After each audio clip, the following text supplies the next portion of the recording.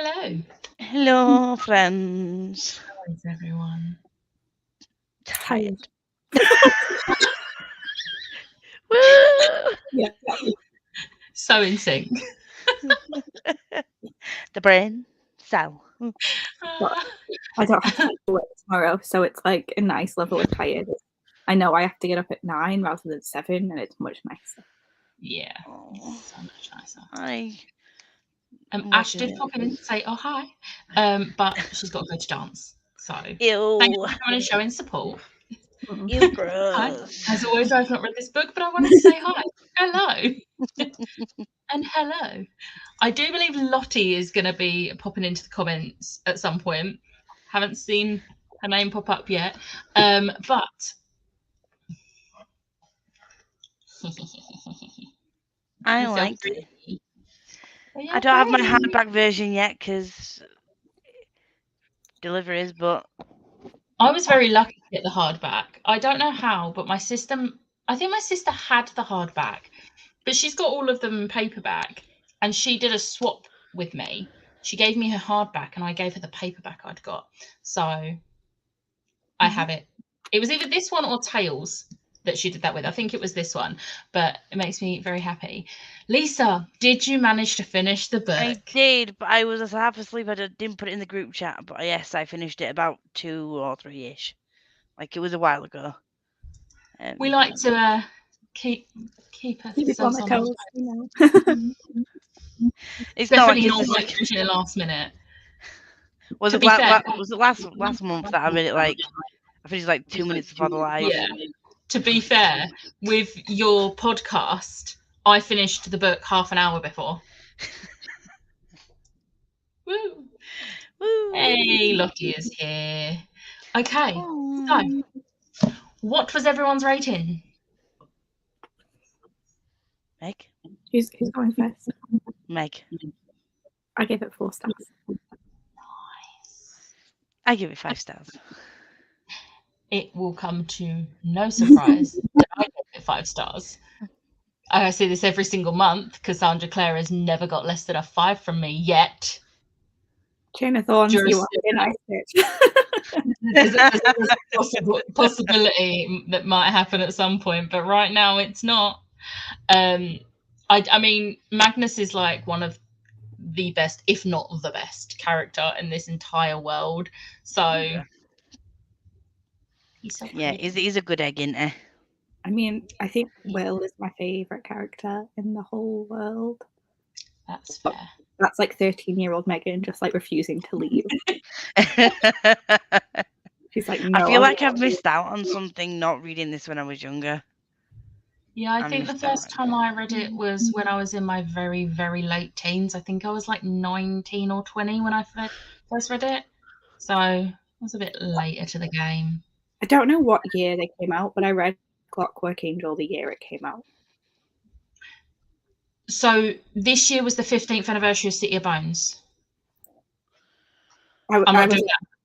Book 2 had come out when I started, I think. Okay. Yeah, I really need to go through and reread the Infernal Devices because I've got Clockwork Angel as a 4 stars on Goodreads, and I'm like, why? Is it though?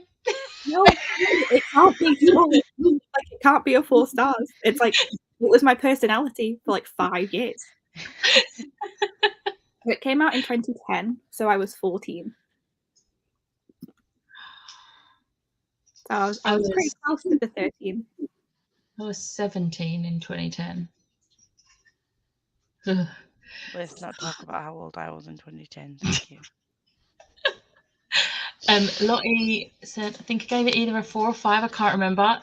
Either of those is a good option. I feel that as well, Lisa. Lottie, it's not your first time reading it, is it? I'm sure Lottie's read them before. Or at least this, maybe not this one, but like the Mortal Instruments. This is a pretty man. He's a pretty man. I was 12 in 2010. Fuck off, Lottie.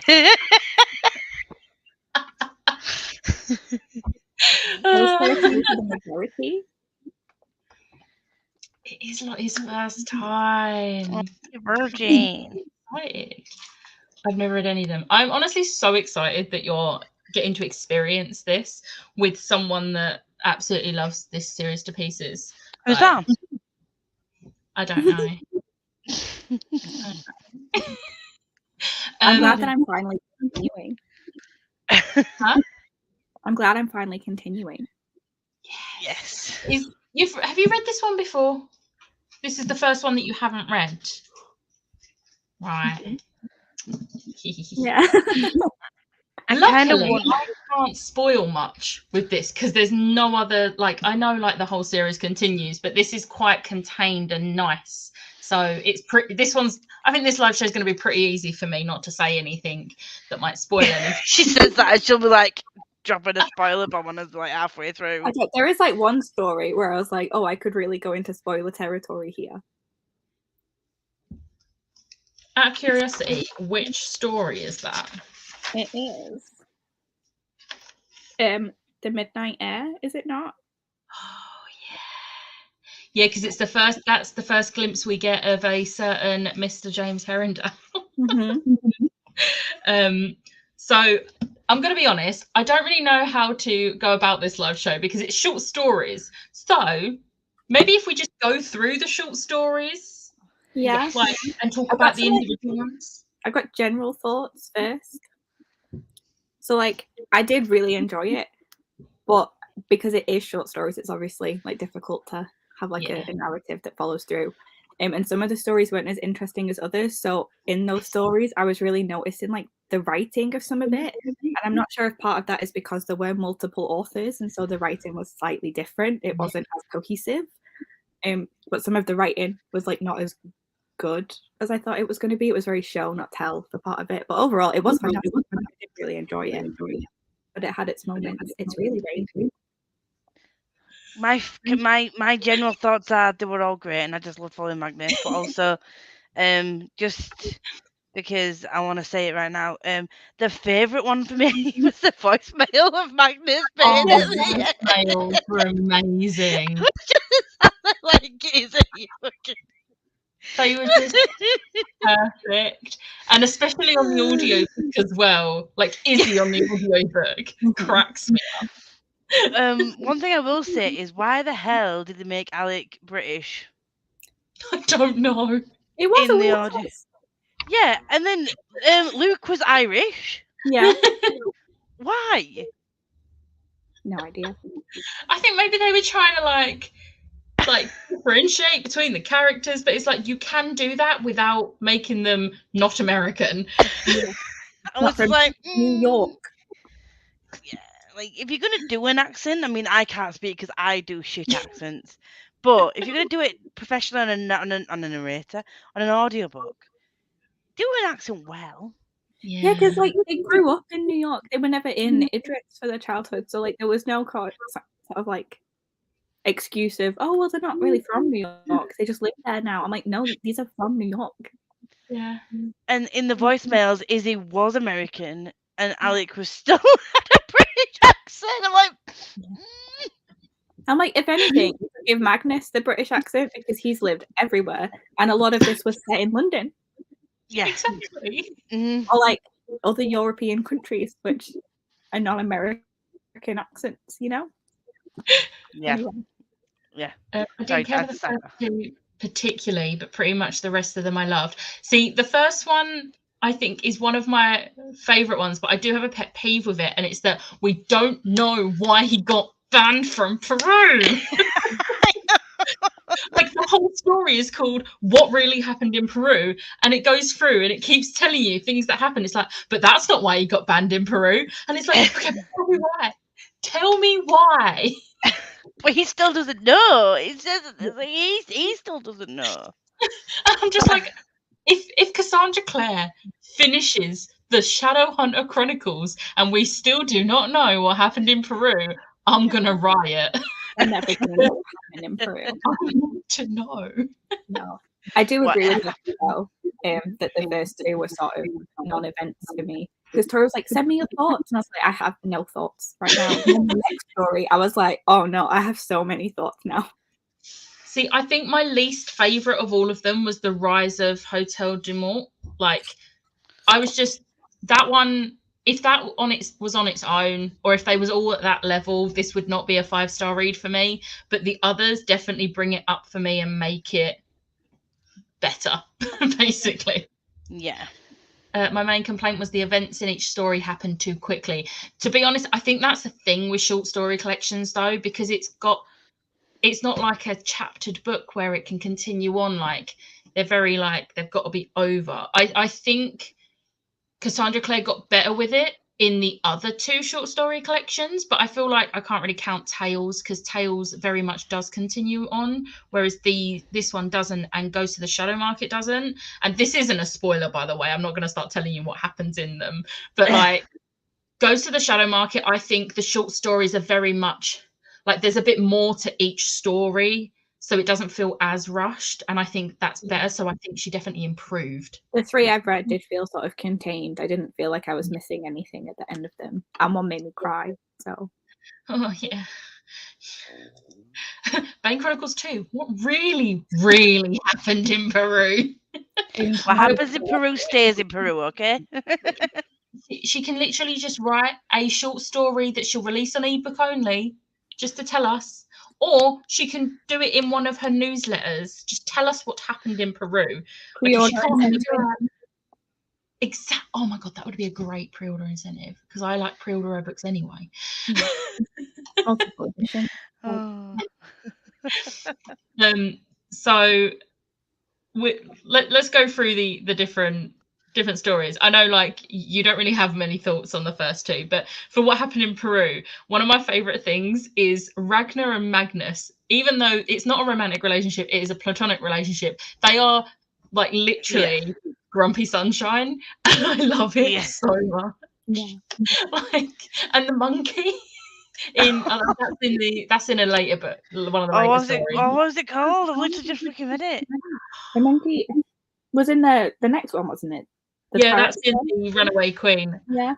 The Peru was the pirate ship. I just love him, and the playing the music and having to go up to the mountains and causing the llama stampede because his playing is so bad. Like, he is literally a warlock, yet he can't like magically make himself better at playing this instrument. Can't buy talent.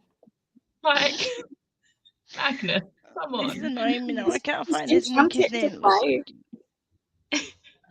But I really liked how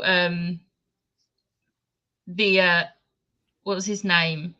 Amazu was just pretending that Magnus was getting better because he thought Magnus was handsome, and I was like, that is a mood. That is a whole mood right there. Like, everyone is literally telling him, please make him stop playing. And he's just like, no, I really think you're improving. It's so pretty though. I felt really bad for him when the guy was like, I think you should go, and I'm like, but why? But why? It's Magnus. Why would you fuck off? But that's like the first bit that we see, that obviously Magnus is like a centuries old warlock, and he is going to outlive almost anyone that he falls for, and it's just breaks my heart. Like, I just want to wrap him up in bubble wrap. Like, I know he can like protect himself with magic, but he can't guard his heart. He deserves all the love. I love Magnus. I need Magnus to have a date and advice column with all the loves he's had throughout his life. Oh my god, that would be amazing. Could you imagine how jealous Alec would get, though? Oh, let's not. Look, they've just come up together, okay? We don't need this negativity in our lives. Do either of you have any other thoughts on the Peru book? No, but I do like the artwork that's in the little graphic novel style panel of each one. Yeah, I like that. I didn't know that was a thing. And then the little quote. I actually forgot that was a thing. I am going to be honest. I after the first one, I remembered that the little quote that's at the beginning is actually just a section in the story. So I stopped reading that page because I was like, I'm about to read it anyway. So what's the point? And they weren't included in the audiobook. So I was trying to of him, like in like 2 seconds before the audiobook actually started with the chapter, and I was like, it's not necessary actually. Don't need this. So the next one, the Runaway Queen. I liked this one. I really liked how Magnus really showed his aesthetic by agreeing to help just because the guy was cute. Yeah. Like he hasn't changed, has he? No. Like he literally helps them in more instruments because he thinks Alec is cute and he wants to get his attention. And it's like you read this, which is like what 200 years before, and it's like, wow, you're really showing yourself here. Like you've not changed at all. Yeah. But he also shows how easily he falls for people. How quickly when he falls, he falls hard. Like, well, I think with a lot of these that we see in his past, it's more insta lust. I don't think there's many that we see that he's actually fallen for, like completely. no, I think he does. It's a lover, not a fighter. I do think he went through like a lot of effort to get like absolutely zero out of it in the end. Like nothing came with that relationship with the Swiss man. Like but he got to push Marie Antoinette out of a window into a hot air balloon, so, which he then proceeded to crash in the river. Then it's like his servants got brutally murdered and he had to leave Paris. So like it was a bit of a loss for him, really. But and he was like, I really liked those two. But the monkey was okay. Yeah, the monkey was. What is the monkey's name? You're still trying to find the name. Did he not name it Ragnar? Oh, I think he did. I'm pretty sure he did. Because that is literally the sort of thing.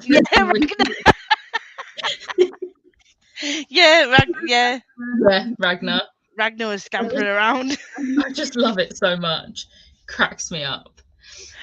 Oh,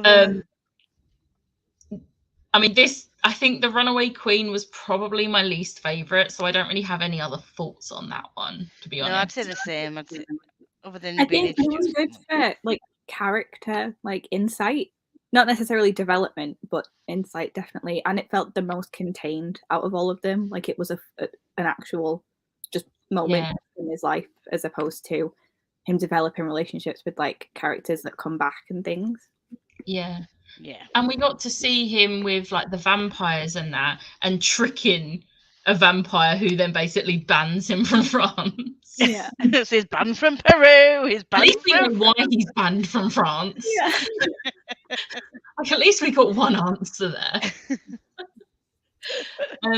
So the next one, Vampire Scones and Edmund Herondale.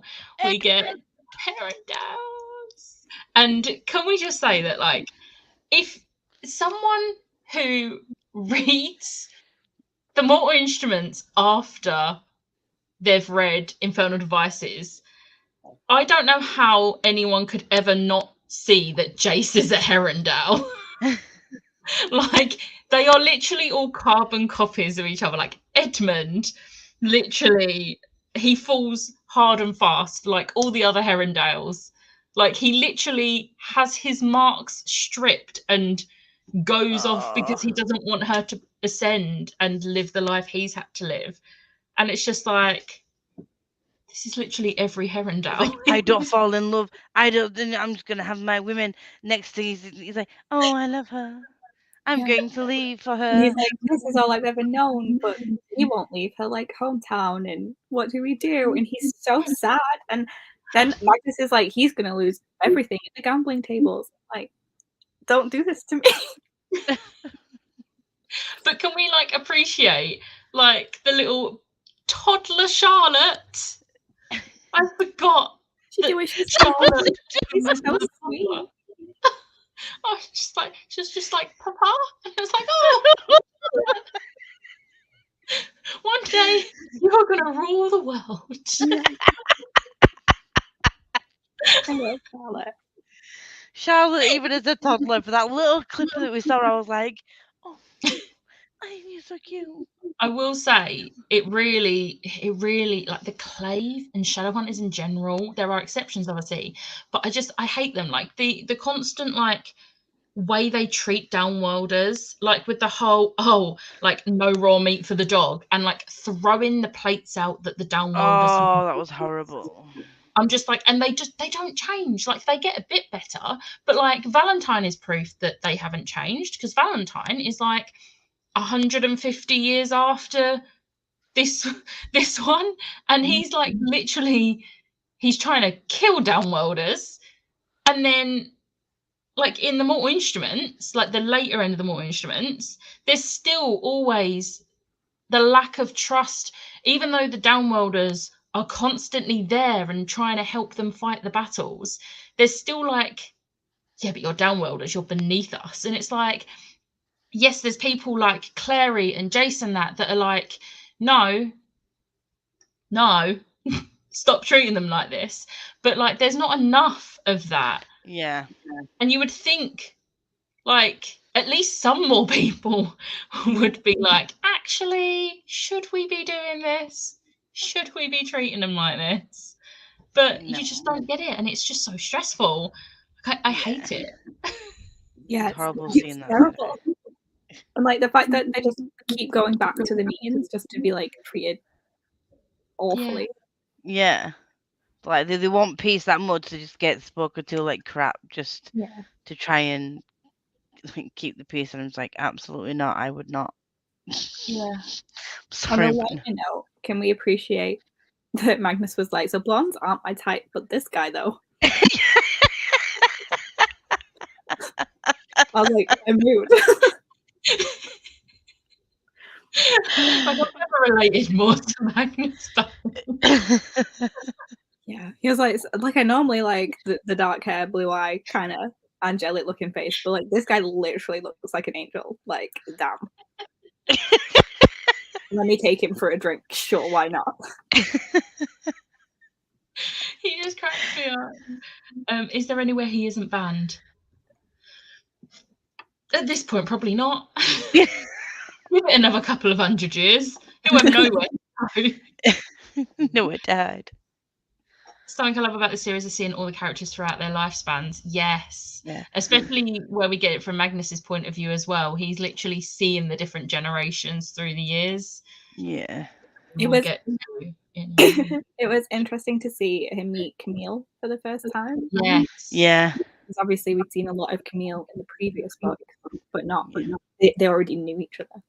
Yeah. And then something that happens in one of the later stories in this book as well, involving I also love how we get a little bit of Katarina in these books in general, like these stories in general, because she's just sort of like pops up every now and then in the other books, and it's nice to actually see her, because I love Katarina. We don't get enough of Katarina. Like, she is amazing. So I actually I did not tab this book. I do want to go back and tab it, but I did make one tab, which, if this isn't a Herondale, I don't know what it is. Is it about the ducks? Oh, it's not. It's not. That's in the Midnight Air. Is it? Oh. This one is the Edmund one. But I'm always flattered to be admired, and I am always admired. Yes, I love confidence. What was that? Jason that said that, or Edward? Really? Who knows? But no, let's move on to the Midnight Air. Oh. The Midnight Air. I did like how it skipped a bit of a generation, because obviously we have an entire trilogy with Will Herondale by this point in the series, so it was nice to, like, as much as I love Will and we want all the Will content, it was nice to get to see a new generation. Was it though? Was it? I think so. What is that nice for? Do you not like James Herondale? I cannot wait for you to change your tune. You will change your tune. Mostly just about the way he spoke to Magnus. I didn't like him. I was just like, if you change that attitude, I might like you, but you can get in the bin. I mean, do we not recall Will talking to Magnus like that when he was having his whole No, but Will's Will, okay? Just I'm pretty sure Jace like talked to Magnus in a really bad way as Well, well. it's not logical, but it's my brain, okay? We will The review that. ducks, not the ducks. I can't remember where the bit is with the ducks, but it honestly cracked me up. And like it was just Will's reaction to it as well. Like I absolutely love them. But also one of my favorite things about this one was the we got to see Brother Zachariah. Every time they interact as a trio, it hurts me. Yeah. Like, can we just appreciate that if that was set, like if that trilogy had been set in like the times of like the Dark Artifices, they would have been a poly relationship, and it hurts that we didn't get that. Like, because I'd be a coward. Yeah, the fact that even though we know what happens, the fact that it's sort of mentioned like that he doesn't come across the same as a normal silent brother. Like it's still obviously like certain bits of his mannerisms and stuff that is kind of like the way that he interacts with Tessa and Will, and the fact that Will just lights up when he sees him. I was just like, He keeps his violin in like good condition in the music room, and yeah, I was just So painfully adorable. Like it actually hurts so much. that whole thing was just like, but you wouldn't expect anything different, and I'm glad that was included, even though it wasn't like a massive like plot point in the whole thing. The fact that we all know their relationship, and the fact that it was just like a little nod to the fact that, you know, even though Tessa and Will were together and they've got kids, and you know the relationship with Brother Zachariah was still the same. So I found the bit with the ducks. He stole a bicycle and rode it, not using his hands at any point, through Trafalgar Square. He attempted to climb Nelson's column and fight with Nelson. Then I lost him for a brief period of time, and by the time I caught up with him, he had wandered into Hyde Park, waded into the Serpentine, spread his arms wide, and was shouting, "Ducks, embrace me as your king!" Dear God, said Will, he must have been vilely drunk. Tessa, I can bear it no longer. He's taking awful risks with his life and rejecting all the principles I hold most dear. I just love of ducks. yeah. But I literally made 3 notes on this, and the first one was just skipping a generation. Then bam, hello, Will and Tessa's son James being reckless. Hello, Herondales. Because he's literally his dad. Yeah, Like, I do get that. But sorry, go on. No, I just said I do get that. Oh, No, I was agreeing. Lisa, you won't agree with me here, because my next one was also sad boy who needs a hug and to accept that he is loved. Like, he literally says, my father might trying to drown himself in the serpentine. Like, that's not okay. Like, it was the fact that my father might have been cursed, but I am damned, and I'm like, no. The audible like I let out when I like that line happened. I was like, no, stop. I'm pretty sure I was painting, and at that point I stopped. I was like, oh. I was like, how dare you? Also, can we talk about the fact that if I had read this book before I read Chain of Gold, things would have been much clearer in terms of the fact that James can turn into a shadow. Like, I would have already known that. There's a reason you're supposed to read them in a certain order. Well, I didn't. And so I was quite surprised when he could turn into a shadow. I will say, one of my favourite things about this is because it leaves it very open for a certain storyline in a future book. And we do get more of it. And I'm really, really here for it. And it's obviously involving like Tatiana. We all hate Tatiana, don't we? Don't think I've ever hated. The thing is, she's one of those characters that she's not a full-on villain like Valentine or Sebastian, but I think I hate her more. She's a fucking div. Because the worst part is she genuinely thinks that they like murdered her father, who could do nothing wrong, and it's like Even though he her turned father into a hates worm Yeah. after he turned into a demon worm. That's Will's reaction. He's just She is still defending with every fibre of her being, defending her dad and like being like, my brothers don't deserve any of this. And it's like, I'm sorry, what? Demon worm. I think your brothers, maybe you should have like a conversation, see it from their side. Right? I love James already. He's exactly like his dad. You are gonna love James even more. I love him so much. I was sleeping and completely forgot. Oh no. I mean, we're still on the 4th book, like the 4th story. Guys, he's still redeeming as a demon worm. He was just misunderstood.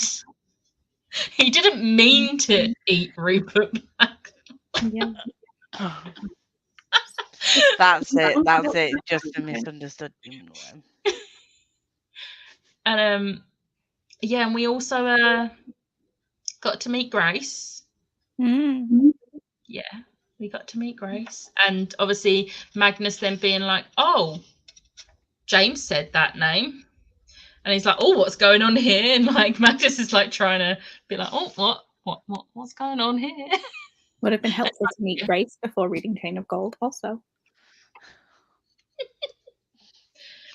Yep, it really would have.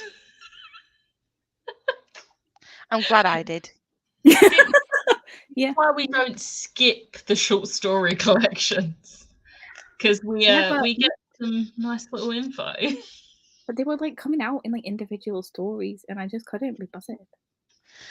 To be fair, I got them, but I got this when I think the paperback had just come out, because I was up to that point, and then obviously this was the next book to read, so I was quite lucky that I was reading them as they was coming out at that point. It took a while for it to come out in paperback, and by then I'd already decided that I wasn't going to bother with Lady Midnight. So see, this is why when Ghost of the Shadow Market come out, I was getting the individual ebooks, and then the hardback of it came out just before the final 2 short stories come out in ebook. So I have all of them on ebook apart from the final 2, because by that point I'd bought the physical book because that was pre-ordered, and then I reread all of the ones I'd already read, and then the final 2. yeah, also something you should read before Chain of Gold. Yeah. Yeah, it would have been helpful. I'm so excited to get to the last hour series. Honestly, it is such a good series. Like, me and Meg are like, if Chain of Thorns gets delayed any further than it already has been, there will be consequences. They will not be nice consequences either. It's already nearly a year late. Like, I would have accepted like a 2-month delay, but this is too much now. Like, I would have accepted push back the second time. It will be coming out this month. We'd be so close. Oh, don't remind me of that, because that's the only. Although part of me is kind of glad it isn't out this month, because my TBR is big enough as it is. I don't in a day, regardless of what day it comes out. Like, it is. I would have been like, who needs TBR? I need this book. But it better not get delayed anymore, or I will riot. I think I'll forever love the running duck jokes, but this story I feel has the best one yet. Drunk James is hilarious, and Will's reaction, definitely. It's just so funny. What kind of irritates me is how everyone's like, yeah, but Will was reckless because of like this thing. I'm like, your child has something going on. Like, instead of blaming him for his reactions, like, try and have another conversation. You'd think Will would be the best person for that as well, because Will knows what it's like to have something going on and be hiding something and acting like he doesn't. Will had a pretty idyllic childhood. Like, his parents loved each other. They loved him. Yeah, his dad had some gambling issues. We're not going to talk about that. But, like, they loved him. He was raised in a nice house with, like, loving family, had sisters. Cecily, you know, has her moments, but like great. good relationships. And he still had a really messed up moment. Yeah. Like, that he didn't talk to anyone about for like years. It's like 7 years. So 7 years he kept this like bottled up. And then it was like, your son is going through the exact same thing. And you're just like, oh, we need to get him help. It's like, yes, you can help. You. Honestly, like, if he had a brain cell, this world would end. Yes. The beautiful himbo, Will Herondale. So the next one was my least favourite of all of them. It's the Rise of Hotel de Mort.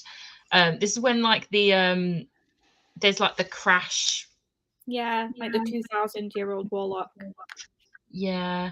He went crazy. And I was this one just bored me a little bit. And then there was that Alfie who wanted Magnus to do the like spell to make him forget the person who had broken his heart. And it was like, no, because you need to remember this moment. Foreshadowing though, I guess. It was very good foreshadowing. Very good. Yeah. Lottie also didn't really care for this story. Yeah, I think if all of them had been this level, then I would not have enjoyed this book as much as I did. But I honestly don't really have anything to say about this one, to be honest, because I just didn't really care for it. Oh, enjoyed seeing Magnus flaunt his wealth to all the poor people though. Yeah, that is fair. It was interesting, like seeing it from like the historical context of it actually being a major event. Because obviously, like Marie Antoinette, the French Revolution was a major event, but he didn't like stick around for that. It was just sort of happening. Whereas this was like he owned a business during an economic crash and things like changed. Yeah, it was interesting as a history nerd. But yeah, overall, it was sort of just like something that they needed to do in order to make things make sense later. Yeah, very much that. It's the one I always forget. Yeah, until I started reading it, I was like, what one's this? I thought it was actually a different one, and then started reading it, and I was like, no, it's this one, the one that I don't care about. I didn't really. I mean, I'm not a history buff, but I enjoyed like, you know, mixing like, you know, real life history with a fictional book. Like that was pretty cool. I was like, this is actually quite funny. I don't think he should have been funny, but he was. But yeah, that's the only thing I got from it. It was just that it made me chuckle when she was in there. It does make sense for like in books like this for it to be written like our actual history to be written in, because obviously it's set in our world, so it makes sense. Yeah, like, and same with I also think she just wanted to make him wear different outfits. Huh? I think she just wanted to put him in different outfits. Yeah, which, I mean, fair. Yeah. Because he always looks amazing. Like, let me describe the fashion throughout the centuries. Yeah. I love that. Like, no matter what century he's in, he's just like, I'm going to walk around in these pajamas, and then I'm going to transform into this, like, ridiculous outfit that's really bright and in your face, but I don't care. Yeah. I love him. It's brilliant. But yeah, so that one's pretty boring. Not really much to talk about on that one. But the next one, Saving Raphael Santiago. Oh, this one was just so cute. Also, Magnus wearing PJs at all times throughout history is such a mood. It really is. Yeah.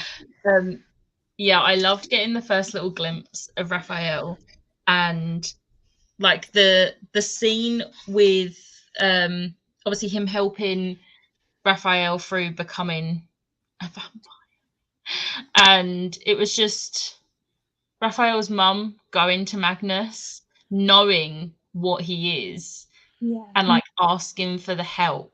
And I was just like, and with the necklace with the cross on. And I was like, no. Well, say I do love Raphael, but I would have given up on him if it were me. I've been like, nah, this boy, he's testing my patience. He's an angsty boy, and I love it. No, too much. But he's another character that hasn't really changed through the years. Yeah. Because he's literally exactly the same, like 60 years later in More Instruments, where he's just like, oh, I don't really care for any of this. It's just like such a mood.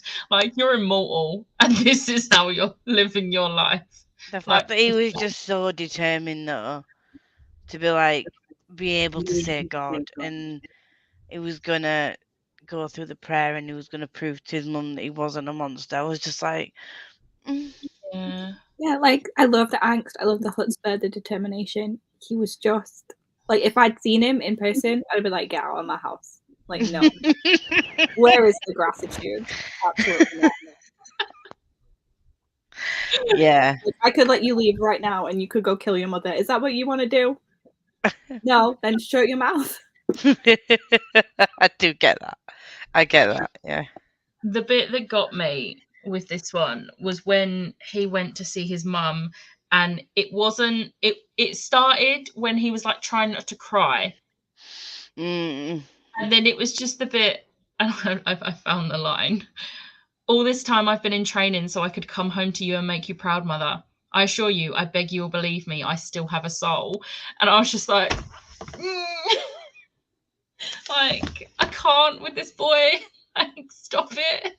Stop being adorable. But one of my favourite things, I think it was when he was at Magnus's, and Ragnar was like, he's like 12. I thought we agreed no younger than 8. And he's like, ew, that's disgusting. And like, I like you.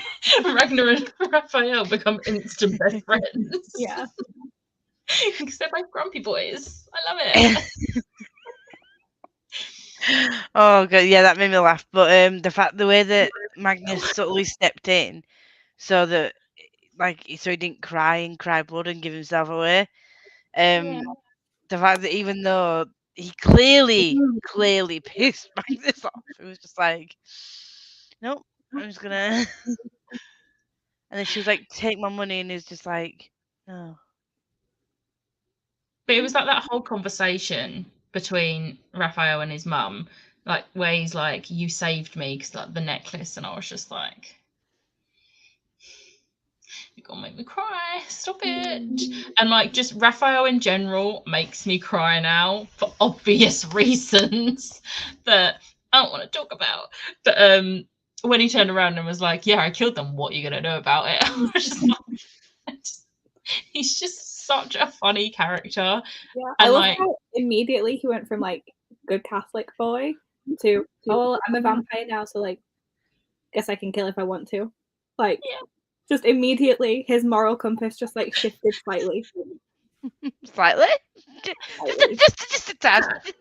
Just a bit. I love Raphael's relationship with Ragnar. The snide comments towards Magnus, especially when Ragnar thought Raphael was a hookup. Yeah. Yeah.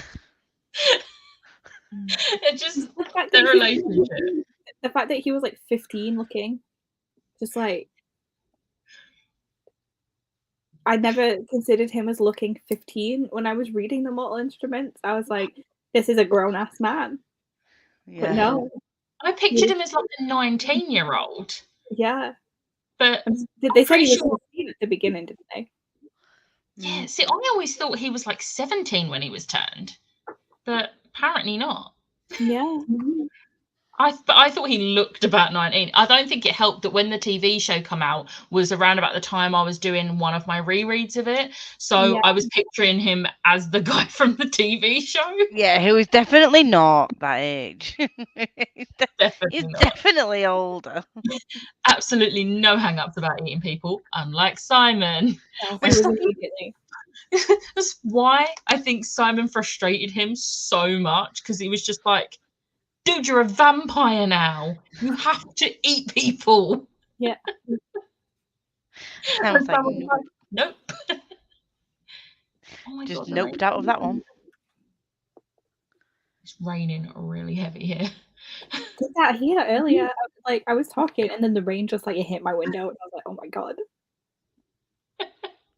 I can hear normally because I live in the town centre, and obviously I've got loads of high buildings around me. You can't really hear the weather, but I can today. Like it's really, really windy. And it doesn't help that the outside window. I've got a latch on it because it's a sash window, and I was putting it down, and I've taped the lock up so that I can actually slide my sash window up and down, and the tape's come off. So now there's a big gap at the bottom of the sash window, and I can't get anything down to unhook the thing. So now I've got a big gap at the bottom of my window, and it's cold. Oh no! Oh no, that's not good. So the next story was the fall of Hotel de Mort, and we get to see Camille again. Yeah, I'm going to be honest. I don't really like Camille at any point in any of this series. Like, don't like her in More Instruments. Don't like her in any of these. Didn't hate her in Infernal Devices, but like, Nope. Still wasn't a favourite character. But yeah, I'm just not a massive fan, and I'm actually trying to remember what happens in this one because apparently I cannot remember other than that Camille's in it. So speak amongst yourselves. Yeah, Anyone else? The vampires being infected by drugs that people have been taking was like an interesting. Yeah. Yeah. But that flagged in my head straight away though. Yeah. Like that wasn't a massive revelation to me. It's obvious these people are taking drugs and then fire. Raphael gives Simon the blood of a drunk person, and it makes Simon drunk. So obviously, it would stand the same with drugs as well. Like if it's in the system of the person whose blood you drink, it's going to affect you. Yeah. Like it wasn't a revelation. No, it wasn't. But it was like, I don't know, for her, she knew what was happening, but she was just like, yeah. I think they didn't think that they'd become addicted, I think, and that was where they thought they'd experience the high, and then, all would be well, we'd go on. Yeah, and also to be fair, this is set like how many years before More Instruments as well? This is in 1977, this one. So it's set like almost 40 years before the More Instruments. So, but you would have thought like Camille's been around for a long time by that point. Yeah. So you would have thought she would have come across this at some point before. Even if he didn't become addicted, it was still a bit of a stupid move, wasn't it? Yeah. Given the fact that like the way the vampires reacted. Seeing all the vampires on coke was brilliant. It was funny.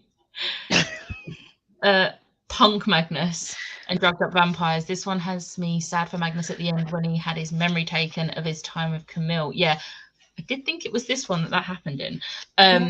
Yeah, so obviously we got like the little foreshadowing in the rise of Hotel de Mort, ready for the fall of Hotel de Mort. Yeah.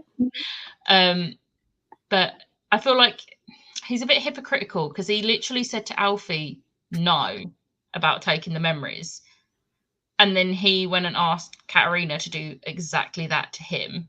Yeah, well, he did change his mind with Alfie though.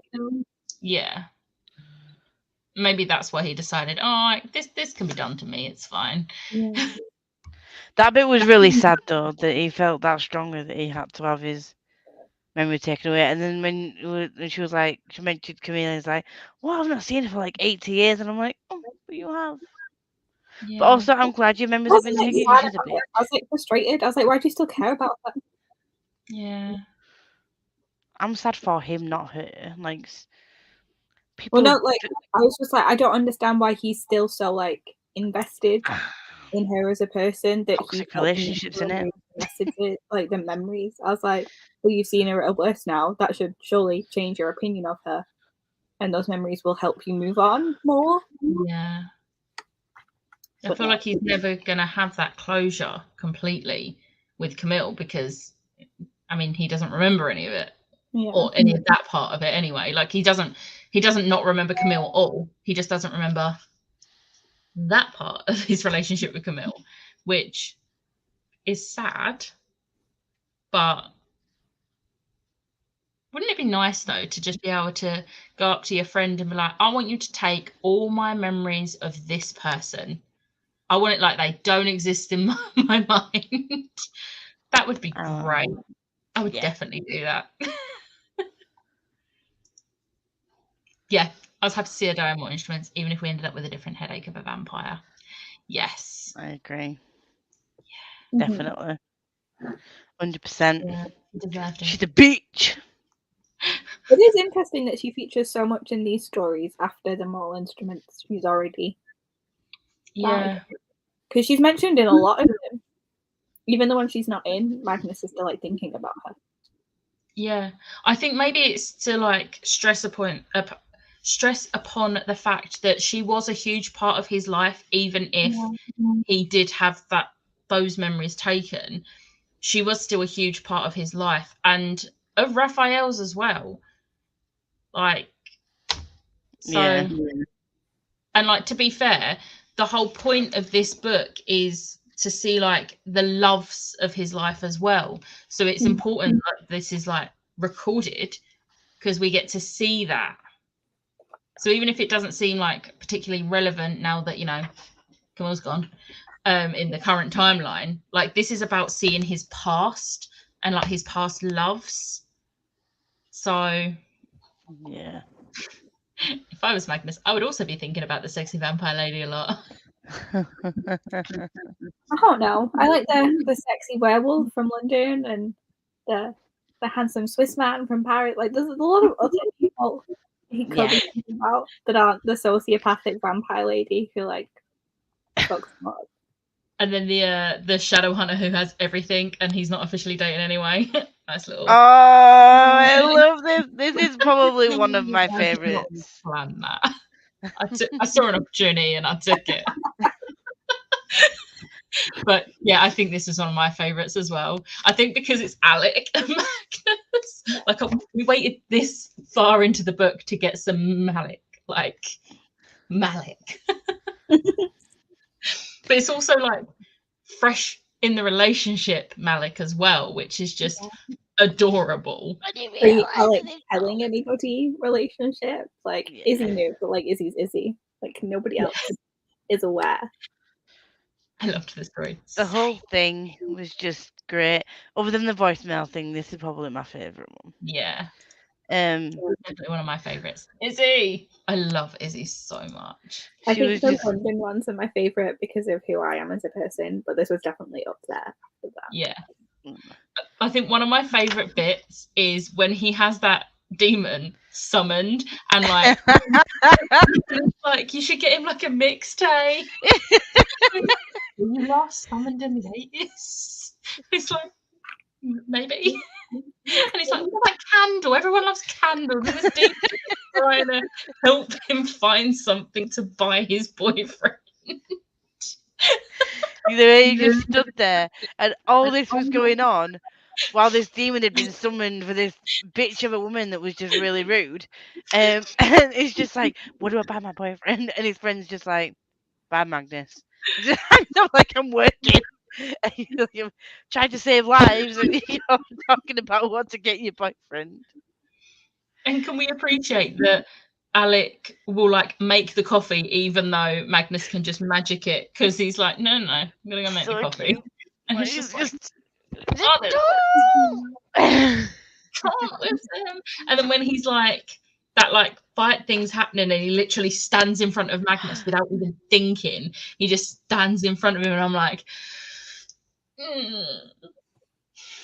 But I don't have to protect you, but I want to, and I would do my best. Like, this is what I do for people I care about.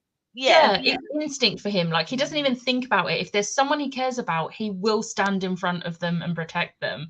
And it's just like, it just shows Alec as a person. And like, Magnus is like, oh my god, he cares about me. He really cares about me. And he's like, oh shit, I'm in love with this guy. they're just so cute. I love them. I chose the audiobook, and the voice of the narrator gives the demon. He's just kind of so cheery, isn't he? He's just like proper dizzy as well. I love him. I really do love how offended he was that he didn't recognise it. Yeah. Oh, yeah. Sorry about that. He's like, how's he getting on now? We like to pretend to curse people, you know. And Magnus like would have been good to know that the last time. Like, we figured that one out. Thanks. One of my favourite things in this is when Magnus and Izzy are talking, and she's like, "You really like him, right? My brother." And he's like, "Oh, did you mean Alec? I thought you meant my cat." Oh, what is the cat called in this? It's not Chairman Meow, is it? It's another name, which is just what makes me giggle. It was an excellent name. Why have other names just gone out my head? Oh, and Raphael being like, "Aren't you 12? I distinctly recall you being 12. That was a while ago." Just like, I love how like it's like a universal thing, even in books by Cassandra Clare, who's like older than all of us. The instant reaction when someone looks young, it's like, "Aren't you 12? Yeah. It's always 12. There's no other age. Just it's 12. It's annoying that I can't find this cat's name. No, I'm not seeing it either. But I love how at the end Alec was like, "Oh, I can call another time. I'm sure you've got other things going on." And he's like, "No, but I thought you were busy with birthday plans, you know, because it's your birthday." He was like, he didn't even want a present. He just wanted him to remember that it was his birthday. Like, that's so sad. But also so cute. Yeah, but like his dad, like, and Alec deserves better. Like, he should have had more than this for his like entire life. Yeah, it's just the last two lines. It's like, "Happy birthday, Alexander. Thanks for remembering." Like, as if he's not just given Isabel. Why did I say it so weird? Isabel, like the most ridiculously expensive necklace ever to keep her safe. Like, yeah. Oh.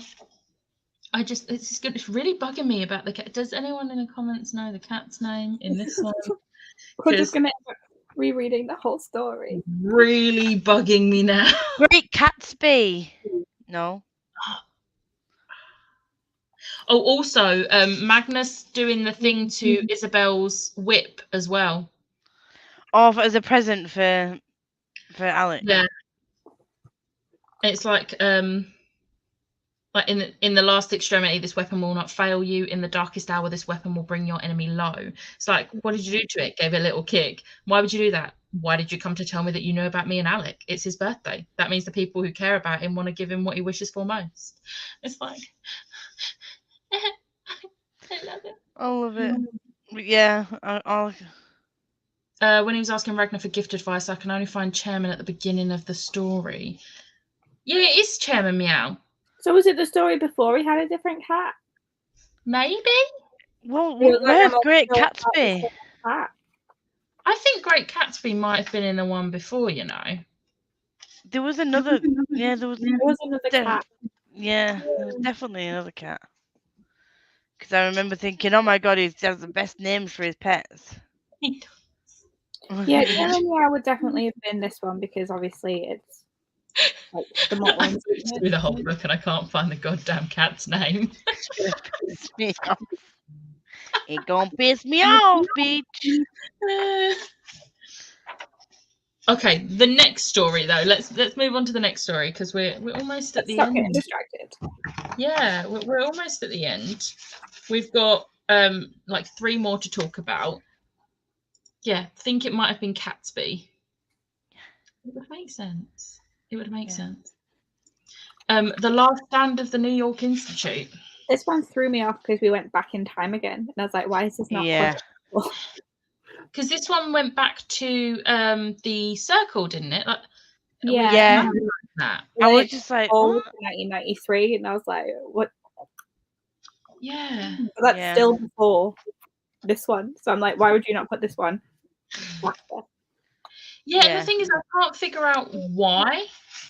Like, what the reason Was was. this an editing decision that was wrong? It was supposed to go before, and he's put it after instead, and they've never corrected the mistake. It's like, Maybe. why would you do this? I mean, it's the only one that's not in chronological order, as far as I Yeah. can tell.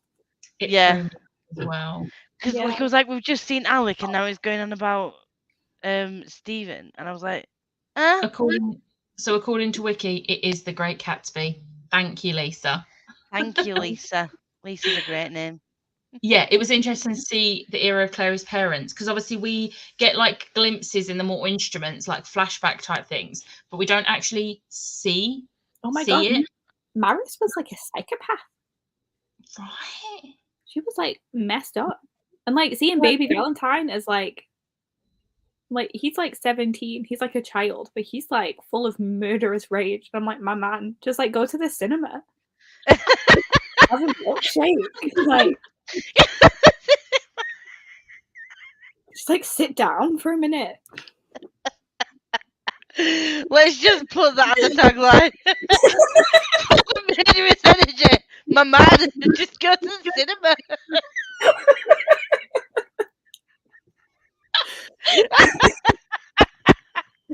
Am I wrong? You're not wrong. But yeah, I really don't get why this one wasn't before, because this even talks about obviously the moment where Jocelyn takes baby Clary to Magnus and Tessa to have the memory wipe stuff done. Like, it would make sense to be before. Malik. Yeah. I don't understand. I don't know. But Just like sit in a nice dark room with your thoughts and strangers, and just like let loud sounds just wash over you, and maybe you'll calm down. Valentine would have been the sort of person who would have gone to see like the most violent, gory films ever, and it wouldn't have helped with his like rage, because he'd be like, "Oh, that's a good idea. I might do that." Yeah. But the wolf, the blinded little girl, Oh, and when Luke walked in, and I didn't like seeing the part of Luke where he was just totally on Valentine's side, and obviously you could tell Stephen was an arsehole, but he was questioning, and then Luke was just like, Wasn't there a bit where like Magnus is like shocked that Stephen's a Herondale, because like he's met many Herondales through the years, and like the Herondales are a special breed. Like, they're perfect. One of them was a warlock. I'm just like, how was Stephen a Herondale? I don't understand. It makes no sense. Makes me angry. And then Tessa's like rant about Stephen Herondale like hurt me. I'm like, oh, because I'd never considered that would be part of like the narrative, that like that would be written about, because it was just something that when I was reading the last book, I was like, but this is Tessa. Tessa's like descendant. And I'm like, and Tessa's like Tessa. So like this must, like, she's still like around. She's like makes a very brief appearance in the last one. Like, I was like, she knows everything that Stephen did. That must be like horrific. And then she has like her massive rant, and I'm like, oh my god, I did not need to read this. Yeah. Like it's affected her a lot. Like at some point, we know like Tessa sort of like, I think they talk about it in more Instruments. It's the reason why she's not around until like the very end of the Mortal Instruments, is that after a point she couldn't keep seeing her family grow old and die while she doesn't, so she took herself off to the Spiral Labyrinth to be with other warlocks. And it's just like, so she might not have even ever met Stephen Herondale. She might have just heard everything through word of mouth, and she might have heard things a lot worse than like what they actually were, because I feel like Stephen was very quiet and he was bad, don't get me wrong, like, but he was just like one of like Valentine's little followers. I don't think he was ever on the level of Maris being a psychopath. Yeah, she was literally a psychopath. But like he was still like complicit. Yeah.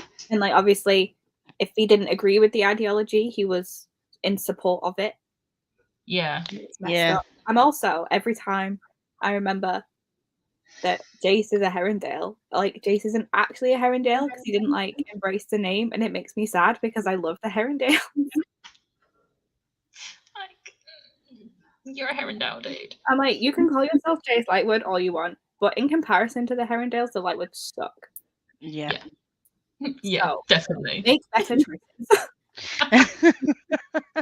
Also, I like how in this one, obviously Luke at this point is still like following Valentine around like a little lost puppy. And he's apparently Irish.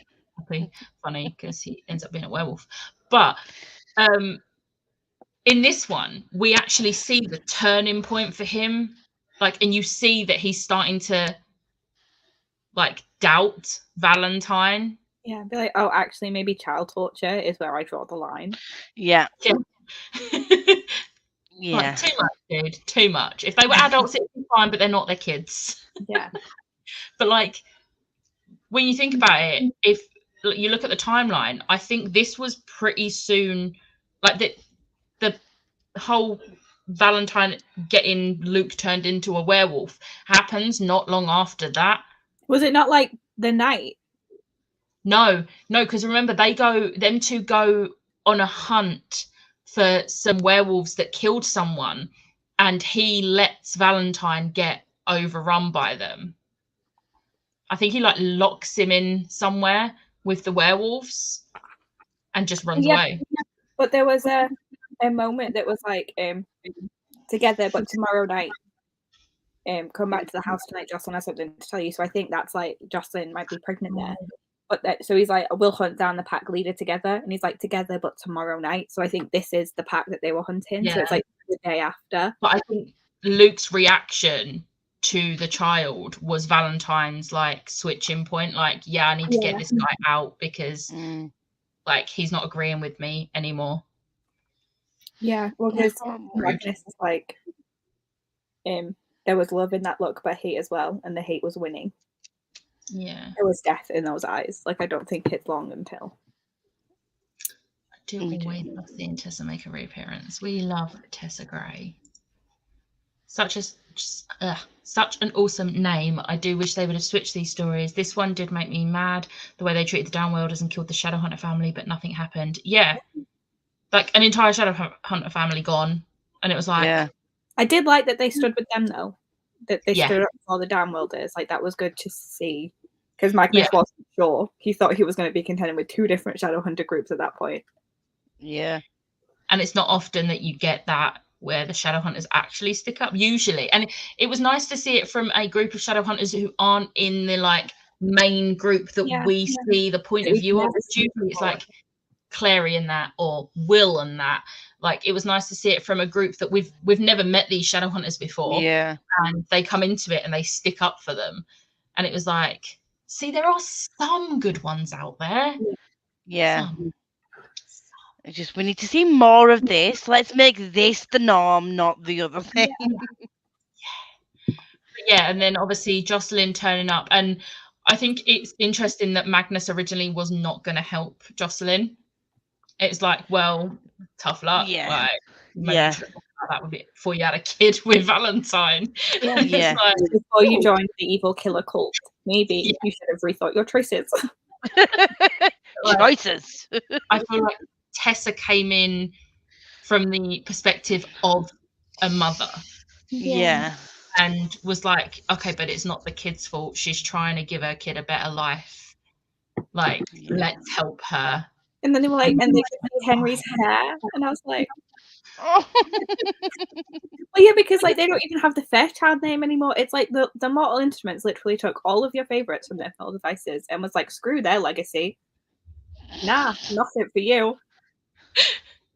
To be fair, apart from the Lightwoods, Like, Yeah, we have I don't Lightwoods. care as much about the Lightwoods and the Unfailed Devices. Like, I like their dynamics, but I don't care about them as characters. That's fair. See, I really love It's so Gideon. weird. Yeah. Like, Gideon and Sophie are like my faves. Yeah. I like him. I love like Gideon. Sophie more than I like Gideon, I'm not gonna lie. Oh, yeah. Yeah. But Sophie married into the Lightwoods. Like, if we're talking about She's not actual real. Lightwoods. Not really. She's Actually, not I think real. my favourite Lightword is Lightworm. The misunderstood hero of the books. They were wrong. He just needed someone to talk to. Yeah, Tatiana had it right. He just didn't know where to direct his feelings. He was conflicted. Yeah. Oh. And then like we're on to like the final actual story, because the final one isn't technically a story, it's just the voicemails, which we're gonna get to the voicemails. Oh my god, I love it. We stand right where.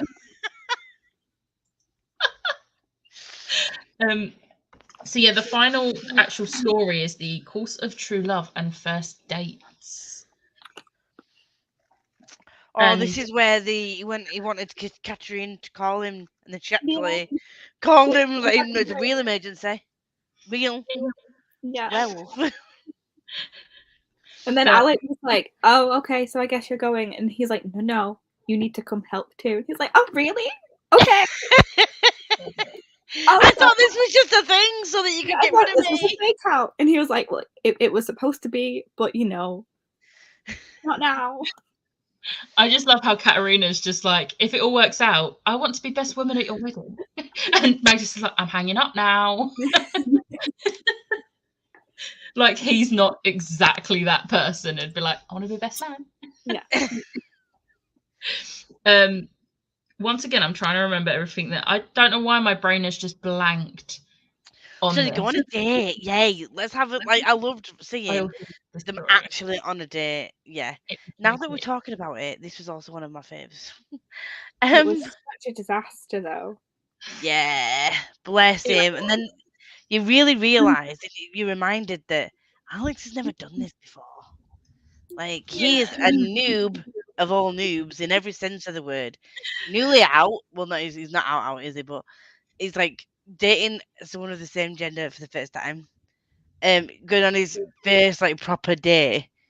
And it's his first time not glamouring himself in public, which is also freaking him out a little bit and making him very flustered. And he's just like, what do I do? Walking like a normal human being where people can see me. And then Magnus takes people singing stupid songs on the tube. Yeah. Yeah, I'm looking at the song right now, and I'm just like the roses are red, and they say love's not made to last. I can't read. It just cracks me out. Oh, but I just like, that is literally what you get on a train. You get random people singing songs like that. It's like all that jelly in your jeans. All that junk in your trunk. I just got to have it. One look and I was sunk. He's a lyricist. He's a poet. Never been romantic. Don't know what love means. But I know I dig the way you're wearing those jeans. That should win an award. The apologising mugger, the spicy pasta, comedic gold. It's like, oh, sorry, dude, didn't know it was your first date. Have fun.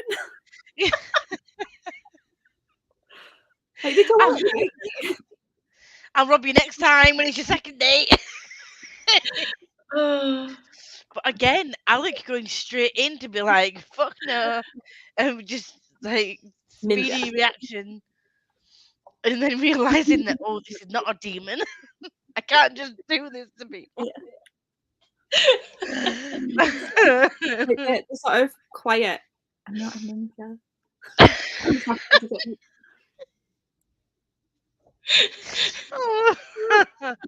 Magnus being shown that there are still good shadow hunters.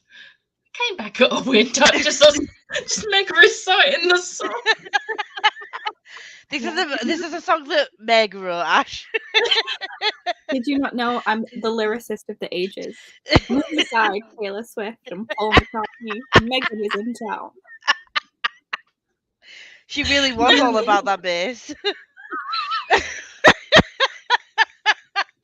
She's bringing booty back. Oh my god, no! She's just got a new song that hasn't she like made you look like Yeah.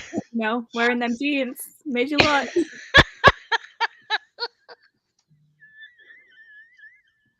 Oh, I love it.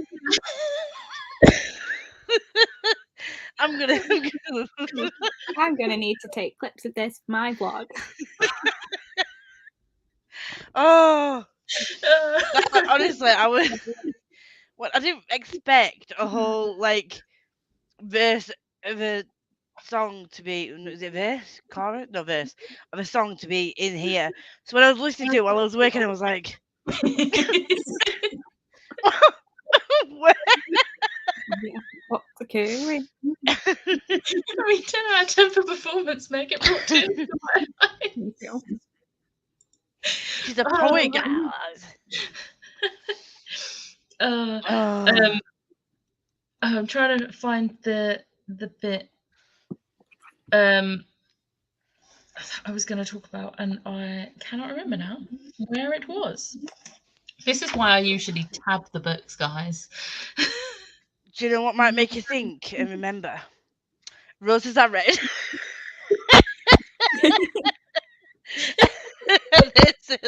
Love's not meant to last. I love the sassy waiter, Eric, who's just like, maybe you should think about it before you kill people's uncles. He's like, I've never killed anyone's uncle. It's like, how would you know? So I killed demons. Demons don't have nephews. And Magnus is like, well, technically.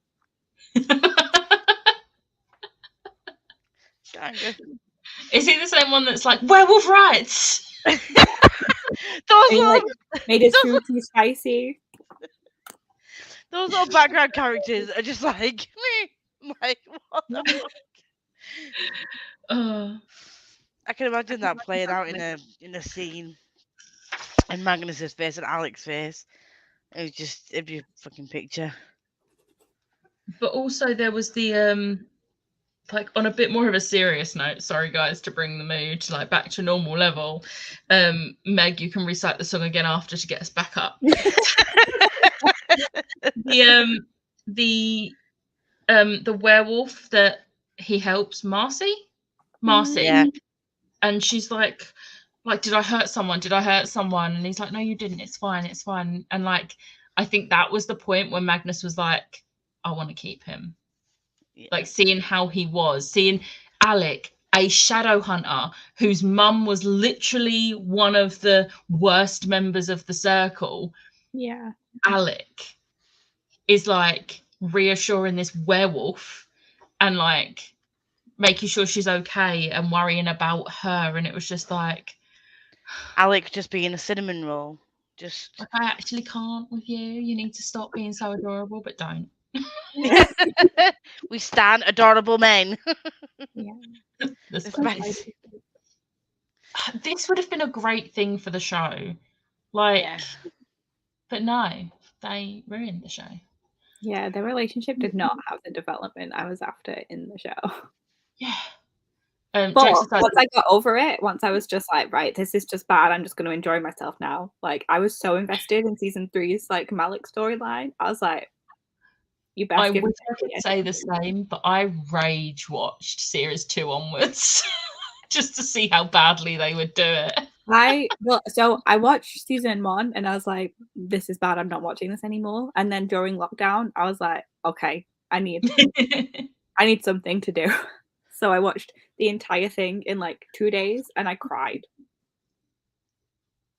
So we all know how much I cry at City of Heavenly Fire. And at that point in the show, I was literally sat here like this. I was like angry watching the TV, like, I'm supposed to be in tears right now. But right now I want to scream because this is so bad. Yeah.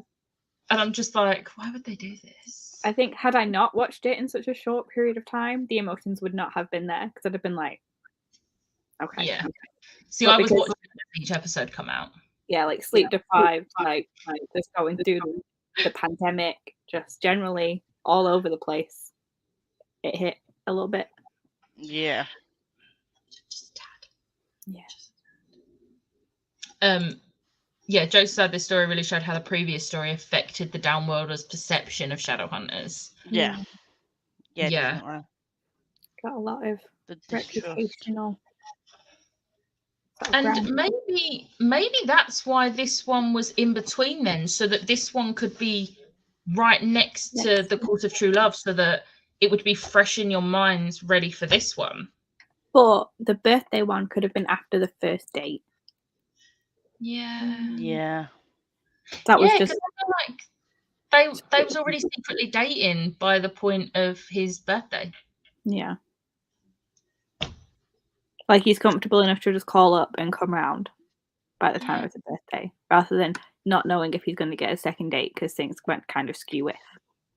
That's so cute. It's just so fucking cute. Like the order was really off.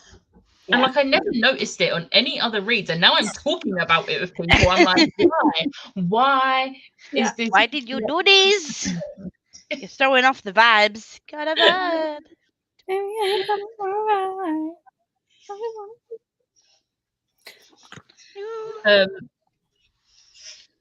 But also, what was it in this one? Magnus's internal monologue when he's like, when Alec isn't sure if he wants a second date, like,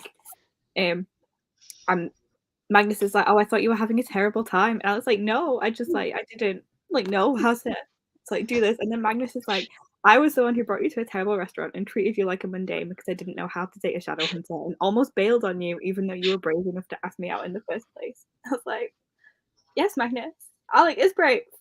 You should cut him some slack. Yeah, 100%. Can we just say how they had great communication at this point, because this conversation happened on that night. It didn't stew and fester. So why the conflict in the Mortal Instruments series?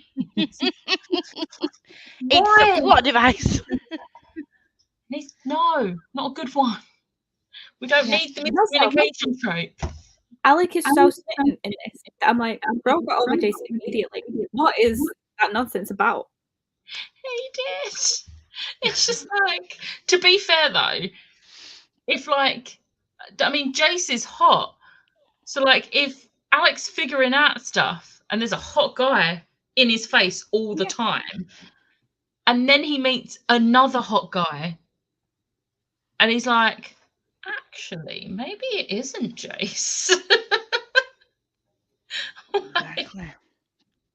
Exactly. I don't know who I would choose. Magnus. Magnus.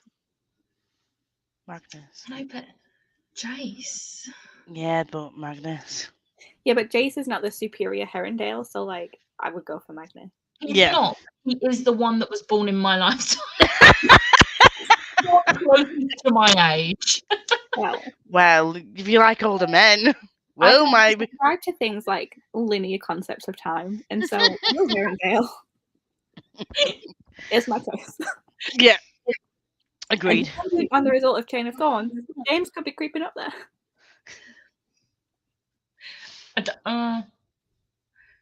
I don't think he's gonna. I mean, he won't beat Will, but there are going to be some excellent conversations that happen in Chain of Thorns, and I'm excited for them. Yes. Shall I mark 2 hours out of my diary for that one then? For the whole, for the last hours trilogy. Yeah. I mean, I'm going to reread the 2 books before it comes out in January. If you do want to buddy read them in just the first week or 2. If you don't want to wait. Yeah. I mean, I'm going to be doing that. I'm going to be buddy reading, or like, I'm just inviting myself to the buddy read. I'm going to be buddy reading. I think it's probably better for you to like, because you haven't ruined the experience for yourself by not reading the other books. You might want to just like stick with the chronology. Yeah, I feel like you need to read them in order. Yeah. So, yeah. Don't read them in January, Lisa. But now that you said it, it's in my brain. Yeah, but you can't, because you've been doing so well reading them in the right order. But they're just there. Doesn't matter. I know, but I know I've missed out on so many things because I've not read the Dark Artifices, because I know that they link and I don't know what's going on. But you put it in my brain now, so you can't That take was my fault for not thinking no ahead. takesy backsies. The Dark Artifices need to happen first. I promise you won't regret it. Okay, Mum. Watched the first episode and said no thanks. I only finished the show because of everyone who said I needed to, He lied to you. and they were wrong. Lied to you, bitch. He fucking lied. So what you're telling me is that you need to get friends who you can trust. Get friends like this. The birthday one would have made sense after this one. Yeah. Yeah. For the drama, Becca. Yeah. I don't want that sort of drama. I don't like the miscommunication trope. I hate a miscommunication trope. I don't Cassie mind does it in certain circumstances. It does further the plot in a way that, other It's books done would. well. Yeah, it's just, what else would you replace it with? Like something unforgivable? Like some terrible relationship drama? Like miscommunication is like a nicer way to cause the I drama. suppose that's a good way of putting it, though. If it wasn't that, it would be something more sinister, wouldn't it? Really? Yeah, something You can't harder just- to forgive. Yeah. But I do want to say I love the dedication in this book, and it's on Lisa's comment here. Like, it's linked to it. This is for the people. They know who they are, who write letters and emails and come up at sign-ins and say Magnus and Alec mean a lot to them. Like Magnus, you are magical and you are heroes. And I'm just like, I can't. I've seen so many people over the years say how much like Magnus and Alec as a couple mean to them, and it's just like she must get that so much more. Like, I've seen it on social media, but she has people literally coming up to her and telling her that, and it's just like, well, because this City of Bones came out when I was 11, so that there has been a canonically queer couple in books since I was like 13, and I've been reading them since then. It's not books that I've since found out have representation and gone back and read. They were actively part of my like teen psyche. yeah. And it wasn't like the Percy Jackson books where the later books started to have rep, because I was like 15, 16 by then. And I'm like, I'm glad the representation is there, but it wasn't there from like my formative years. Yeah. And there was no like, I know they sort of like, Alec took his time telling the parents about it, but that's yeah, not... but can you imagine though? Like, it'd be hard enough finding the time and space in your own brain to come out to accepting, loving, there for you parents that are in your life and supportive. When you've got parents like that you kind of know the reaction is not going to be the best. It's so stilted and prejudiced. Exactly. Yeah. It'd be even like harder for you to come out knowing that, especially the reactions of one of your parents, and at least like, it's going to be. The Shadowhunters in general are very far behind on the times. Like, they are very much stuck in the old times and not as accepting, especially Baffles me at this point. And it's like, come on, catch up, come on. You can do this. It's not difficult, be accepting. And to have Magnus, who was just so like unapologetically himself the entire time, like he 100%. never put himself in a box, like he was always flamboyant and interested in multiple genders, which didn't really happen ever. Yeah. Like, it was nice.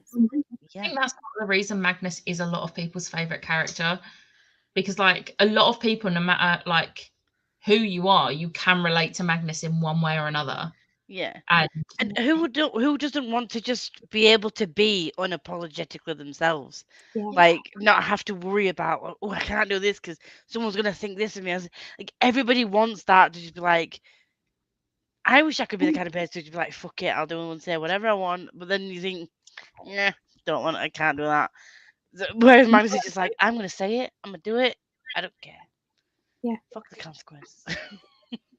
Lottie also hates miscommunication trope. It's the worst. I do get it though.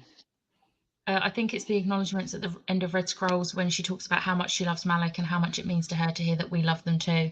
Yeah. Like, imagine having that as a writer as well. Like, I genuinely can't. I can't. Like, it would be amazing to have so many people. Like, I feel like Alice Oseman gets it a lot as well. Like, so many people go up to them and like, oh, I really relate to this character or that character. And Alice's books have so much rep in them that there's sort of something for everyone to relate to in one of their books. And I feel like I had a similar reaction with the Raven cycle. I was like, oh, Adam Parrish is me in book form. Like, this is like so much of my psyche is inside Adam Parrish, which is why it hurts me when a lot of people do not like him. I'm like, what do you mean? I've only read the first 2 books so far, but I love Adam. I love Adam so much. Amazing. If you want to read a book with someone who is unapologetic of themselves, there's a book called The Other Ones with a character called Pax, who is just... He's also a Magnus character, and now that we've been talking about Magnus, I'm just like, he's Magnus without the magic. He is And weird. younger. Yeah, and younger. He is weird. He's just... I love characters like that, and it's just a sunshine in a book, isn't it? Even through really shitty times, you've got this one character that's just like a bit of light relief. It's just great. What we got to learn? We all got to be a bit more like Magnus. Yeah. Hell yeah. We all just need like a slogan that just says "Be more Magnus" on it. I need that. Write that down on the Christmas present list.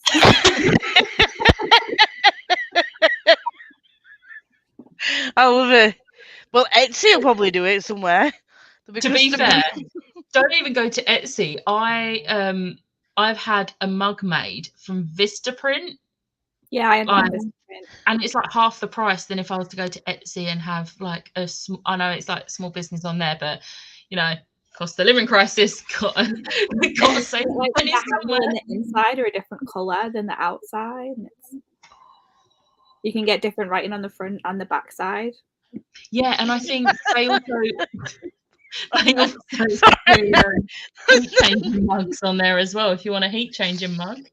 But anyway, Malik will start, and from then we get even more beautiful rep in all the other Shadowhunters series that come after. Yes, I'm really excited for you to start seeing all of the rep in the next few books. Like, honestly, one of my favorite things is in one of the books we're going to be reading next year, and I'm just like, just wait until we get there. I'm so excited. Huh? Just you wait, Henry Higgins. I'm gonna be like, just you wait on that live show, because I'm gonna like, you can finally talk about this thing. But I'm really annoyed because I've just watched myself. I've got the Waterstone special editions of Lord of Shadows and Lady Midnight up there, but Queen of Fire and Darkness doesn't come out until the end of next year, like September next year. So I'm gonna have to get the audiobook and like physically read it, or like buy the audio. I also have the audio. But I want to be able to like physically like. But anyway. Well, it's March, right? Yes. So I mean, if I read it early in March, then we'll be seeing each other in March. The book that breaks me more than anything is my birthday month. Why have I done this? Love it. Yeah, so I feel like there are plenty of copies you could borrow as long as someone has read it before Becca's birthday. I have multiple copies, to be fair. Well, actually, I only have 2 of Queen of Fire and Darkness at the moment. I would not be lending out my. I wouldn't be lending out my Rune edition. Soz. No, I have the standard paperback. Oh, Ashley, why would you say this? I've already ordered your Christmas present. Jesus. Be more Malik mugs. Yeah. Everyone's going to get the same present. I mean, if you order more than one thing, it gets cheaper as well. So. Is it Be More Malik or Be More Magnus? That's the question. It needs to be More Magnus. Magnus. Yeah. Be More Magnus. Let me just make a note. There you go. Ashley's also got the Queen of Fire and Darkness audio book. I've got plenty that I can get hold of then. I might also have a spare copy. Remind me to look, and if I do, you can have it, Lisa. I mean, you say that. When we get to this book, you might rethink me loving the emotional pain. Like, I literally cry from the first page. That book is like, if you look up emotional damage in the dictionary, it's just that book. Like, bet you're all really excited to read it now. I'm glad that I suffered through a little life before I got to Queen of Air and Darkness. Because, like, is anything going to be that bad? I mean, I've not read A Little Life, so I can't make that comparison. I'm not sure anything will ever hurt me as much. I mean, Ash, shush. I know we're doing Secret Santa, but I have bought something for everyone in the little group. I haven't yet because I'm not as organised as anybody, but that is the plan. But I also have done the same. I think we all are. Yeah. What was the point in Secret Santa? It's like the fun. True. Funsies. I can't wait for books 2 and 3 in the Dark Art classes because the audiobooks are narrated by Spike. Yes, James Masters is like, he narrates those books so well. Is book one someone different? Yes, I cannot remember her name, but if you've seen Gotham, she's the one that I can't even remember her character's name in Gotham. Oh, she's in Deadpool. She plays Wade's girlfriend in Deadpool. Oh, it's her. Who's in Firefly? Was she? Was she not? I've not seen it, so I don't know. I don't remember her being in Firefly. I know she was in Gotham and Deadpool. I don't know. But yes. Is she not the prostitute? I don't think so. I need to look this up now. I thought you'd frozen then, Meg, but you were just so sat like that. I was like, is she okay? Yeah, Inara. Yeah. Is she? How did I not make that connection? Oh. I'm now very nervous on top of excited. I'm sorry, guys, for making you do this, but also I'm not sorry because I need someone else to share the pain. Because me and Liv were buddy reading these, and Liv stopped during Lord of Shadows, and I was like, oh, I can't. And then she was like, oh, I don't think I'm going to read Queen of Air and Darkness. I was like, okay. Okay. Cool. I'll do this on my own then, I guess. On my own. Yeah, she is a great narrator, but she's not James Masters. Yeah, Deadpool's girlfriend is in Firefly. Oh, Marina Bakarin? Yeah. Huh. Okay. Anyway, I've just realised we haven't even finished talking about this book. We've still got the voicemail of Magnus Bane. That is the pinnacle. These were just perfect. So I didn't reread the Mortal Instruments because I was like, I remember everything that happens. I was like, when it was like this takes place during this part of City of Lost Souls, I was like, I think I know the part, but I also can't remember the specifics of the part. And I was like, I'm just gonna roll with the punches here and know that it's the bad thing that happened, but not really be able to remember the specifics of the bad thing, other than I know Alex messed up and went to Camille and he shouldn't have. Yeah. Izzy pretended to be Mary. Izzy is the highlight of this. Pretended to be. Who else did she pretend to be? I love when he was just ignoring the ones about him. She was pretending to be Church. Yeah. Well, like I also like that Magnus was in a bad place because he was ignoring all of the voicemails about business with toads. And he was just random ones in there about toads. I'm like, oh my god! It was like, you didn't get back to me. I'm like, no, bitch. He's curled up in a blanket, depressed. What do you want from him? And the fact that she called and she threatened him, and then she called back, he's like, I may have maybe almost stepped back a little bit. There was a line, and I crossed it. I think one of my favourite ones was the one where she's like, I'm not the one calling you, church is calling you. Mine are merely the fingers that work the phone. See, here's something you may not have known before you committed your recent rash act. Our cat, Church, and your cat, Chairman Meow, they're in love. I've never seen such love before. I never knew such love could exist in the heart of a cat. I'm just like, I just love her so much. But refresh my memory. Everything that happened, like the reason that they broke up, was all Alex's fault. Yeah. Cool. Just Yeah. checking. Is Yeah, it was everyone aware that it was all Alex's fault? Or do they just think that Magnus broke up with him for no reason? I don't think they know the full story, but I think they know the basics that Alec messed up. They're both miserable and they should be together. Oh, Yeah. Like, he didn't royally screw up. Like, it wasn't like yeah. a He wanted little to make him argument. mortal. Yeah, so, it was yeah. I want you to, I'm going to make the decision about how long you should live. Yeah.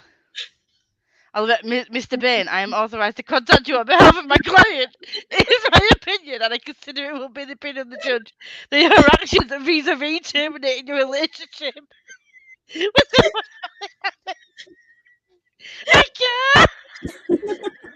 All right, my lawyer is Church, but I truly believe that we have a case, and Church has never lost a lawsuit. Answer the phone, Magnus.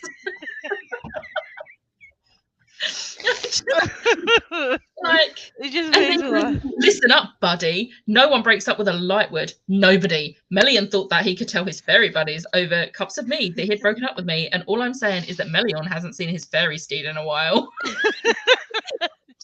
When they get Simon involved as well, he's just like, I wasn't forced to do it. Yeah. And he says something, and he's just like, ow, Isabel. And then was it who else calls and says, oh, hi Magnus, this is Clary. Nobody told me to make this phone call. You did ask me to call you, but I said no, and she doesn't know I'm making this one. This one is just. There's one from Maya as well, isn't there? Maya, yeah. Oh, yeah. So it's a super official meeting. Luke's just in the bathroom. Yeah. That was it. I just want to say for the record that this is stupid and he's never going to buy it. Yeah. I else said one. Don't worry, Meg, I also forgot which part, and I didn't even read it that long ago. I think the last time I read it was like the year it came out. Oh, wow. Yeah. Chairman and Church love story was so awesome. I just want dramatic readings of this book from you. Just the voicemails as well. Not the rest of the book, just the voicemails, because these voicemails are just amazing. It's like, hi Magnus, this is Isabel. I'm calling to apologise for attempting to break down your door, for the phone calls and visits that I've been told might have counted as harassment, and for describing you as a filthy downworlder love weasel. Though I realise some of the things I said might have seemed threatening, of course, as a shadow hunter, I would never inflict physical harm on anyone not engaged in evil, or at least being totally annoying. I think I was being pretty reasonable the entire time and playing it pretty cool, but I'm told that from an outside perspective, it looks like I might have slightly lost my mind.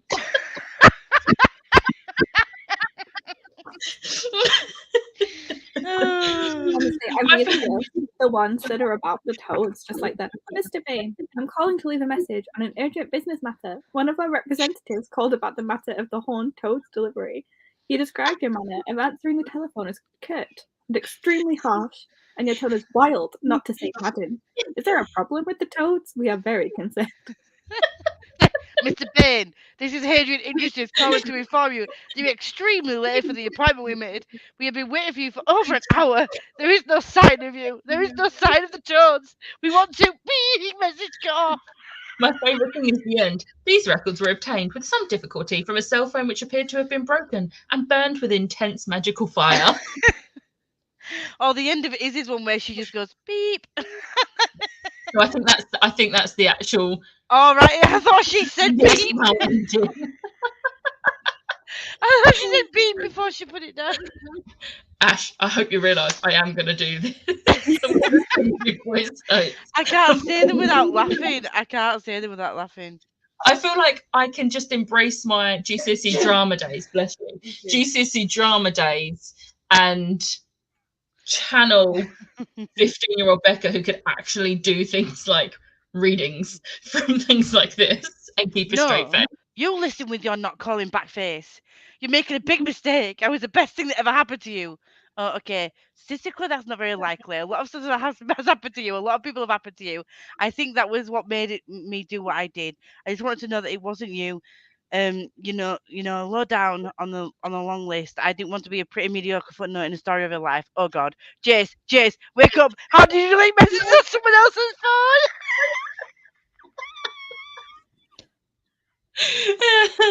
Yeah, the voicemails and the song from the date are like the best.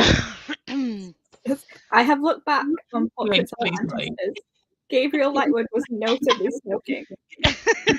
It is rumoured that one couple agreed with everything my great-great-aunt Teresa Lightwood ever said. Because when she spoke, all she did was foxy, foxy, foxy. Think about being Lightwoodless and lonely 500 years from now. Sad and silly nightclub on the moon. I think we're amusing people. Oh, that was just like the perfect end to a book, wasn't it? It was. Just... I feel like that is my favourite ending to a book because it's just so light-hearted and funny. But on that note, I don't think there's anything else we can talk about with this book. This 1 hour live chat about a book was great. Let's be real. Apart from the first ever live show for this read along, they've not been just an hour. Let's be real.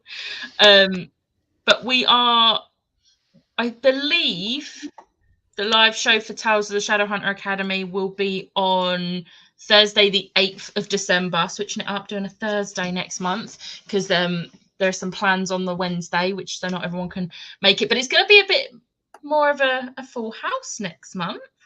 It's going to be more of us. I'm excited because it's getting to the point in the series where a lot of people had stopped reading when they come out. So this is the perfect time for people to continue on. I'm excited to have. I'm excited to have more people to discuss it with as well. Obviously, we were missing Catherine this month, but hopefully she'll be back next month, and we can have like a full screen of people to just talk about how much we love these books. I've got a feeling, just a little bit, a little feeling I might love the next book.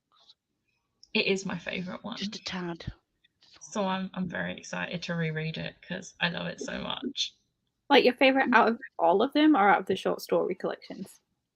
I mean, kind of out of all of them because of reasons which I can't discuss. We'll discuss on the 8th of December. Yeah.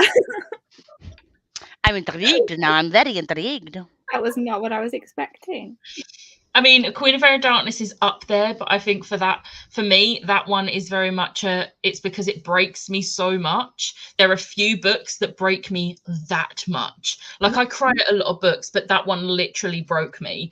I was sobbing for about half an hour after finishing it, whilst also sobbing through almost the entire book. So yeah, good luck. I am scared. I'm in danger. Tomorrow's my birthday, but this reading of the voicemails was my highlight of the week. Thank you. Happy birthday tomorrow. Happy birthday tomorrow. I'm joining After Dark Artifices, but I'm excited to get to books I haven't read. Yes.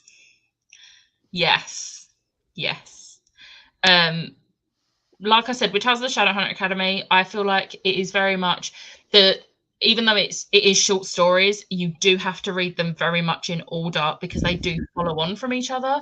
So it is kind of, part of me doesn't want to class it as a short story collection, but it is a short story collection. And it hurts me because it feels a lot more like just a normal book. A mildly disjointed narrative. Huh? A mildly disjointed narrative. Yeah. Because, yeah. So, yeah. On that note, I'm really glad people are enjoying. I'm so excited. I'm even more excited now we've got the schedule for next year sorted as well. Thank you for joining. Thank you both for joining me on here and helping me recite the voice notes. Cheers. And we'll see you on the 8th of December for the Tales from the Shadowhunter Academy live show. Bye, buddy.